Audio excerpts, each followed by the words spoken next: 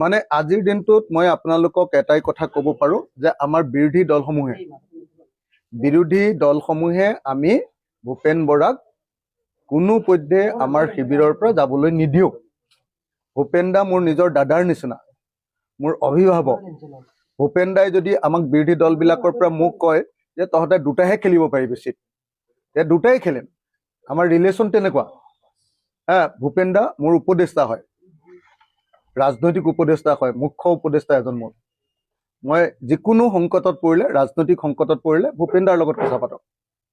আৰু ভূপেন দাই সদায় পজিটিভ চিন্তাৰে আমাক দেখুৱাই দিয়ে কেনেকৈ আগবাঢ়িব লাগে। সেইকাৰণে মই ক্লিয়াৰলি আপোনালোকক এটা কথা কৈ লৈছোঁ যে আপোনালোকে এইবিলাক কথা নুলিয়াব। ক'ত 20 তাৰিখে বিজেপিত জইন কৰিবলৈ ভূপেন দাক ইয়াত কোনোবাই যাবলৈ দিব নেকি ইয়াৰ পৰা? আহক না, মুখ্যমন্ত্ৰী আহক, প্ৰধানমন্ত্ৰী আহক, অমিত শ্বাহ আহক। ভূপেন বৰা আমাৰ লগত আছিল, আমাৰ লগত আছে আৰু ভৱিষ্যতে আমাৰ লগতে থাকিব। ভূপেন দাক কোনেনো ইয়াৰ পৰা যাবলৈ দিব? দাঙি লৈ ফুৰিম আমাৰ লগতে। আপোনালোকে কথাটো বুজা নাই। আমাৰ লগত ৰিলেশ্যন কেনেকুৱা, মনোৰঞ্জন দাৰ লগত ৰিলেশ্যন কেনেকুৱা, অখিল গগৈৰ লগত ৰিলেশ্যন কেনেকুৱা, লুৰিণজ্যোতি গগৈৰ লগত ৰিলেশ্যন কেনেকুৱা। তেওঁ অলপ আঘাতপ্ৰাপ্ত হৈছে দলৰ ভিতৰৰ কিবা এটা কথাক লৈ, গতিকে সেই কথাটোক লৈ তেওঁ অলপ আঘাতপ্ৰাপ্ত হৈছে। মই এতিয়া আমি দেৱব্ৰত শইকীয়া ডাঙৰীয়া এতিয়া কথা পাতি আছে তেওঁৰ লগত, আৰু লগত জাকিৰ হুছেইন চিকদাৰ ডাঙৰীয়া আছে, লগত আব্দুল খালেক আছে। তেওঁলোকৰ মাজত নিশ্চয় বুজাবুজি হ'ব, নিশ্চয় তেওঁ কংগ্ৰেছ দলতে থাকিব। আৰু যদি আপোনালোকক এইটো কনফাৰ্ম কৰি দিছোঁ যে যদি তেখেত কংগ্ৰেছ দলত নাথাকে, কিবা কাৰণত যদি নাথাকে, তেতিয়া হ'লেও তেখেত বিজেপিলৈ নাযায়। ঘৰতে থাকিম, তেওঁক ইয়াতে দি ৰাখি দিম, পহৰা দি ৰাখি থাকিম। কেলে নিয়ে? আমাৰ বিৰোধী পক্ষৰ এটা ডাঙৰ খুঁটা হয়, এটা প্ৰধান ধৰণী হয়।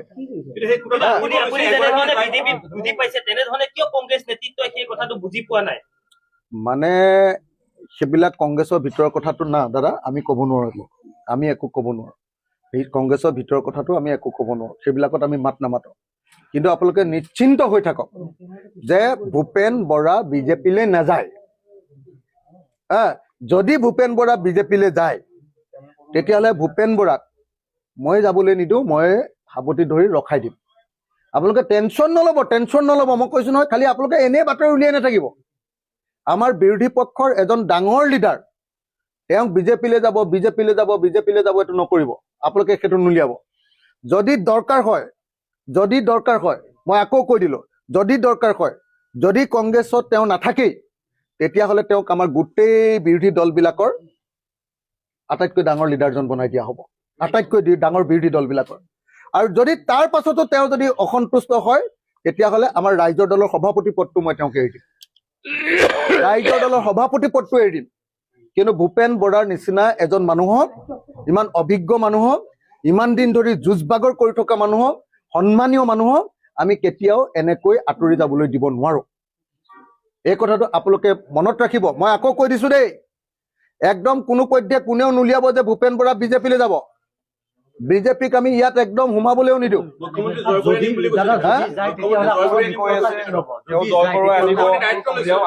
আৰে কেলে যাব? যি আদৰ্শগতভাৱে বিজেপিক বিৰোধিতা কৰে। এতিয়া মোক পৃথিৱীখন যদি হিমন্ত বিশ্ব শৰ্মাই দি দিয়ে, মোক যদি বোলে মুখ্যমন্ত্ৰী পদটো দি দিম, তই আহ, এই বুলি ক'লে মই বিজেপিলৈ যাম নেকি? ভূপেন বৰাৰ আদৰ্শটো আছে নহয়। ভূপেন বৰাই সাম্প্ৰদায়িক দল এটাক, ভূপেন বৰাই ফেচিষ্ট দল এটাক, জনগণৰ বাক স্বাধীনতা হৰণ কৰা দল এটালৈ ভূপেন বৰা কিয় যাব? ইমান দিন ধৰি বাক স্বাধীনতাৰ কৈ থকা মানুহটোৱে নাযায়। মই জানো নহয় ভূপেন দাক, মই জানো, মোৰ নিজৰ ককাই, মোৰ নিজৰ দাদা। মই আপোনালোকক কৈছো, সেইবিলাক কথাত মই সোমাবলৈ বেয়া পাইছো। সেইবিলাক কথাত মই নুসুমাও। তেখেত কিবা কাৰণত অসন্তুষ্ট হৈছে। এতিয়া আমি তেওঁৰ লগত কথা পাতিছো। ভাতৃ, মই তেখেতৰ বন্ধু, মই মোৰ মেণ্টৰ, তেওঁ মোৰ এডভাইজাৰ। তেওঁক মই কেলে যাবলৈ দিম? আৰে আপোনালোকেতো জানে যে অসমৰ জনগণৰ দল ত্যাগ কৰিছে। তেখেতৰ খং উঠি আছে যে তেখেতে আগতে কিছুমান কথা কৈছিলে, সেইকাৰণে তেখেতে কিবা অসন্তুষ্ট হৈ আছে বুলি কৈছে।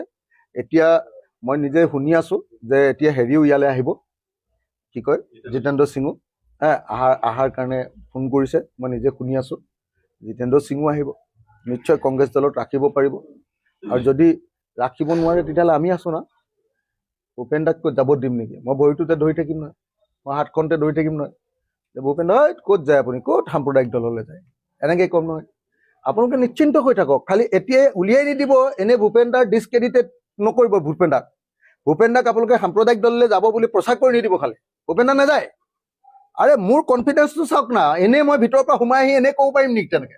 আপুনি মনোৰঞ্জন দাক সোধক, এতিয়া মনোৰঞ্জন দাক সোধক, মনোৰঞ্জন দাক সোধক।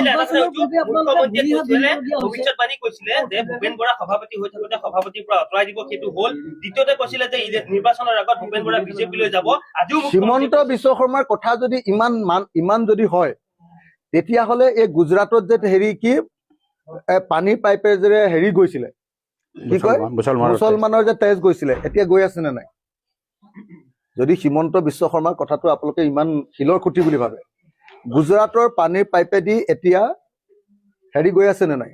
আৰু গৌৰৱ গগৈ যে পাকিস্তান লিংকটো যদি প্ৰমাণ কৰিব নোৱাৰে, তেতিয়াহ'লে যে তেওঁ ঘৰলৈকে নাযাওঁ বুলি কৈছিলে, ঘৈণীয়েকৰ ওচৰলৈকে নাযাওঁ বুলি কৈছিলে, ল'ৰা ছোৱালীৰ ওচৰলৈ নাযাওঁ বুলি কৈছিলে, এতিয়া তেওঁ যায় নে নাযায়? তেওঁ মুখ্যমন্ত্ৰী পদটো যে ত্যাগ কৰিম বুলি কৈছিলে, কৰিলে নে নাই? আৰু ইয়াৰ আগৰবাৰ যে তেওঁ 21ত ইলেকশ্যন নেখেলিম বুলি কৈছিলে, খেলিলে নে নাই? আৰু তেওঁ যে কৈছিলে যে কি কয় 21ৰ পিছত তেওঁ আৰু ৰাজনীতিত নাথাকে বুলি, তেওঁ থাকিলে নে নাই? হিমন্ত বিশ্ব শৰ্মাৰ নিচিনা মিছলীয়া মানুহ এটা পাল্লাত নপৰিব দেই কোনেও। এইটো একদম পৃথিৱীৰ 2 নম্বৰ মানুহ। অসমৰ গণশত্ৰু ৰূপে মুখ্যমন্ত্ৰী যিদিনা তেওঁ ভাগিব, তাৰ পাছত অসমত তেওঁ উপাধিটোৰ নাম হ'ব অসমৰ আটাইতকৈ ডাঙৰ গণশত্ৰু মুখ্যমন্ত্ৰীজনৰ নাম হিমন্ত বিশ্ব শৰ্মা। দলত থাকিব, আৰু যদি কংগ্ৰেছ দলত নাথাকে তেতিয়াহ'লে তেওঁ আমাৰ বিৰোধী দলবিলাকৰ গোটেই বিৰোধী দলবিলাকৰ মূল লিডাৰজন হ'ব। আৰু তাৰ পাছতো যদি তেখেতে কিবা অসন্তুষ্ট হয়, মই ৰাইজৰ দলৰ সভাপতি পদটো এৰি ৰাইজৰ দলৰ সভাপতি পদত ভূপেন বৰাক বহুৱাম, আৰু মই উপ সভাপতি হৈ ৰাইজৰ দলত কাম কৰিম। মুখ্যমন্ত্ৰীয়ে কৈছে কাইলৈ তেওঁ সাক্ষাৎ কৰিব। মুখ্যমন্ত্ৰীয়ে মানুহৰ মাজত আমাৰ বিৰোধী দলবিলাকৰ আমাৰ যিটো আস্থা আছে মানুহৰ মাজত, সেইটো নাইকিয়া কৰিবৰ কাৰণে, অনাস্থা আনিবৰ কাৰণে এইটো কথা কৈ আছে। কোন মুখ্যমন্ত্ৰীক ভূপেন বৰাই মানে ইমান পাত্তা দিব কওকচোন? যিজন মুখ্যমন্ত্ৰী আজি আমাৰ ৰাজ্যখনৰ কাৰণে আটাইতকৈ ডাঙৰ শত্ৰু, গণশত্ৰুত পৰিণত হৈছে, সেই মুখ্যমন্ত্ৰীৰ কথা কোনে ভেলু দিয়ে? আপোনালোকে নিশ্চিন্ত থাকক, ভূপেন বৰাই মুঠতে বিজেপিত জইন নকৰে। আৰু ভূপেন বৰাই বিজেপিত জইন কৰিবলৈ হ'লে মই কান্ধত লৈ ঘূৰাই ফুৰিম যে ক'ত যাব পাৰে আপুনি, নোৱাৰিব বুলি। চিন্তা নকৰে। পুনৰ সুধিছো, দল ত্যাগ কৰাটো নিজৰ সিদ্ধান্ত আৰু ব্যক্তি স্বাধীনতা, তেওঁ ক'ত যায় কি কৰে। যদি তেখেতে বিজেপিত যোগদান কৰে তেতিয়াহ'লে কংগ্ৰেছ দলৰ লগত আপোনালোকৰ মিত্ৰতা হ'বনে, আৰু কেনেকৈ আগবাঢ়িব?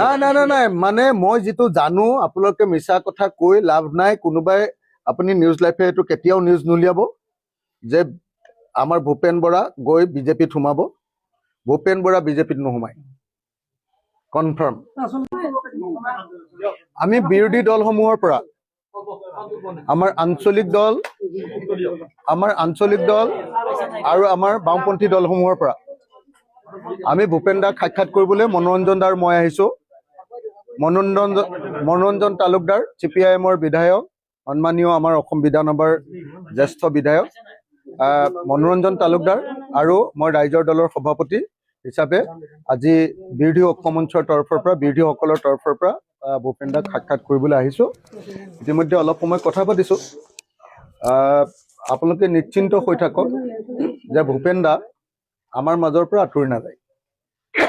এতিয়া কংগ্ৰেছ দলৰ লগত দেৱব্ৰত শইকীয়া ডাঙৰীয়াৰ লগত কথা চলি আছে, তেখেতক আমি একেলগতে দলৰ কথাবিলাক পাতিবৰ কাৰণে এৰি থৈ আহিছো, তেওঁলোকে অলপ কথা পাতি লওক।